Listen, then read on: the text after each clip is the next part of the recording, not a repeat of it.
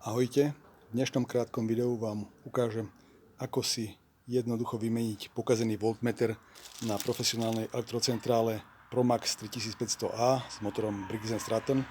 Voltmeter 0 až 300 V. Podobné voltmetre sú inštalované aj na iných elektrocentrálach, čiže vám to môže pomôcť aj pri inej elektrocentrále.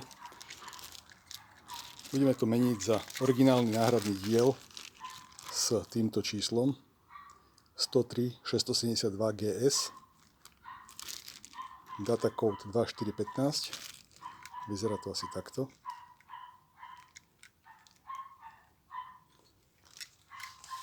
Kupoval som to v Šupa technike cez internet a stálo ma to samotný voltmeter 18,67 € plus doprava 20-22-40.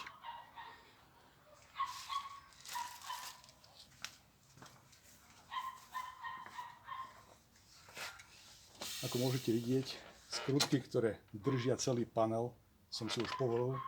Hovoríme o 4 takýchto skrutkách klasických, ktoré sú tu na. Uvoľňujeme ich krížovým skrutkovačom, tzv. Phillips screwdriver, a 2 samorezné skrutky, ktoré držia v strede v týchto miestach. Aby som ušetril čas, tak už som to povolil. Potom, keď sa vám podarí uvoľniť tento panel, tak potrebujete túto časť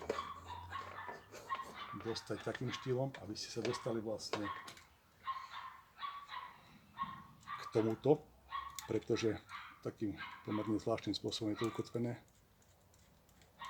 a potrebujete uvoľniť tieto dve skrutky, jednu a druhú na starom nefunkčnom voltmetri.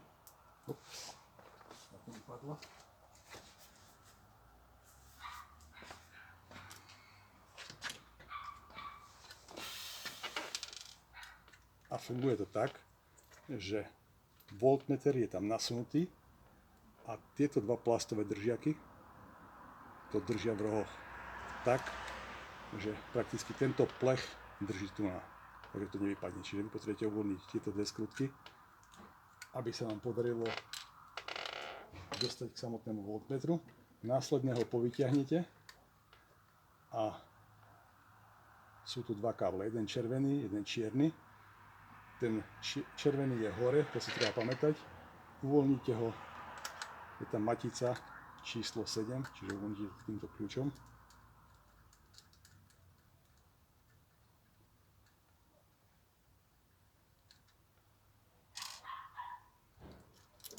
Je tam aj podložka, treba to vybrať.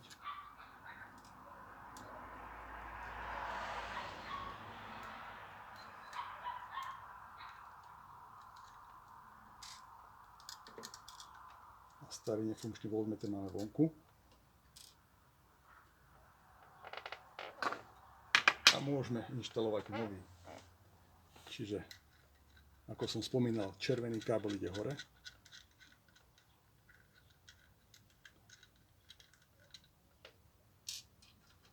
Podložka.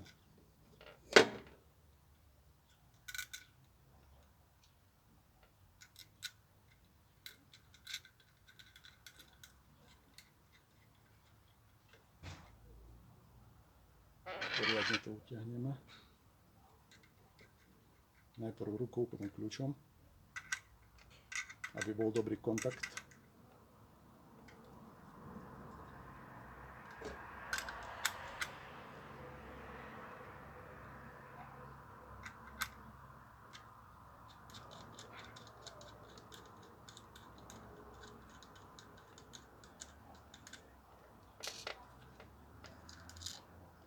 Teraz čierny dole.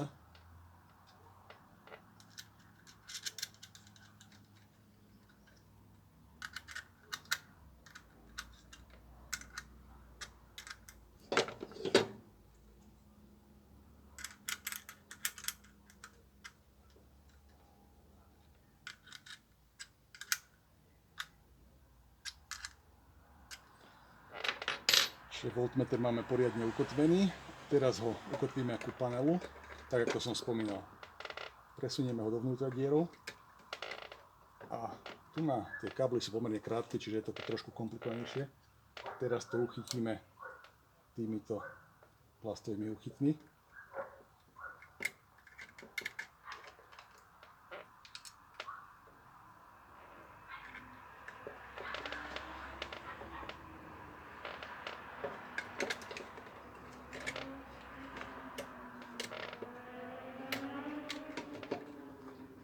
Škoda, že tie káble neurobili dlhšie.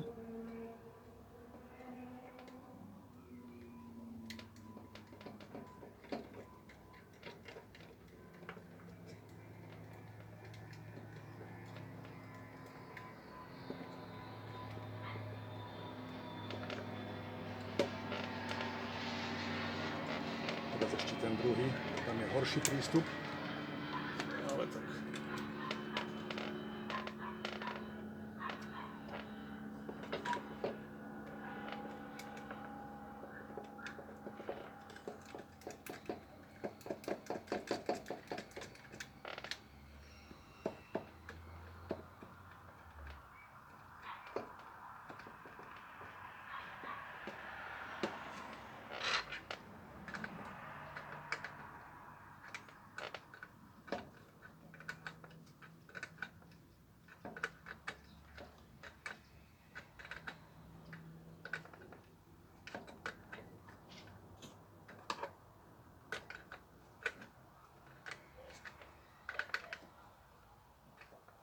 Dobre, čiže máme to pevne ukotvené. A teraz nám to stačí uchytiť s prúdkami.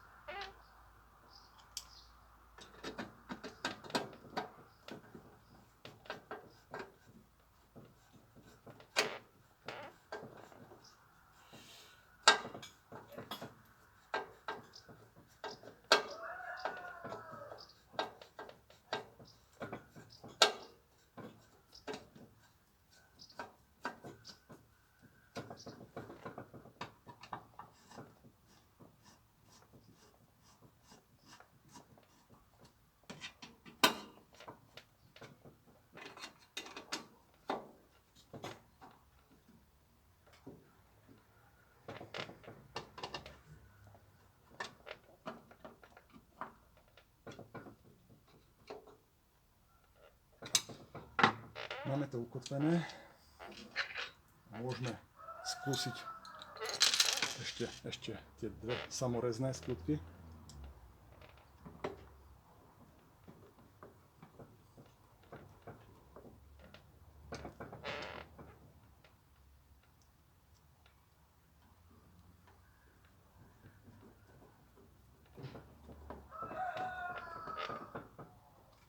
A môžeme centrálu vyskúšať naštartovať.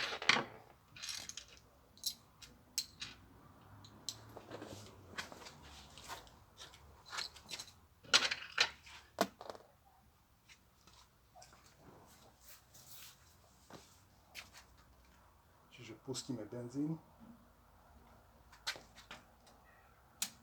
Zapneme.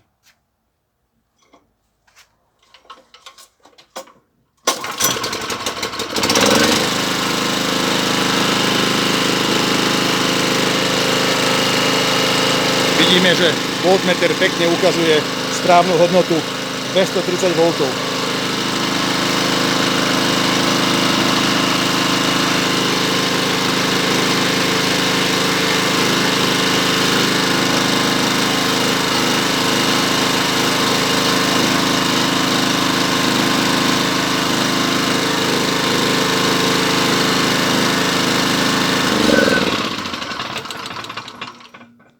Takže vidíte, že to nebola žiadna komplikovaná oprava. Zvládne to úplne každý na rôznych centrálach, nielen na tomto type. Pevne verím, že to niekomu pomôže a ušetrí si nejaké peniaze za servis. Ďakujem za pozornosť.